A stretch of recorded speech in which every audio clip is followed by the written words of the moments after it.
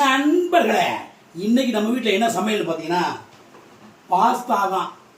வாங்க பார்க்கலாம். நல்ல பல வகைகள், வெங்காயம், தக்காளி, பெரிய குடமிளகாய் எல்லாம் போட்டு கிண்டியாச்சு. அப்படியே கொஞ்சம் முட்டையும் ஊற்றியாச்சு, 2 முட்டையும்.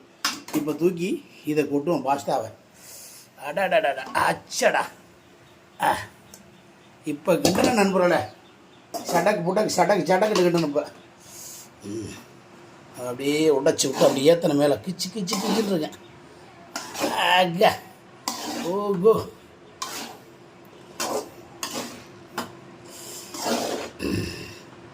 கிண்டி சாப்பிட்டோம்டா, அடே அப்பா, வேற லெவல் தான் நம்மளோட டேஸ்ட்டு.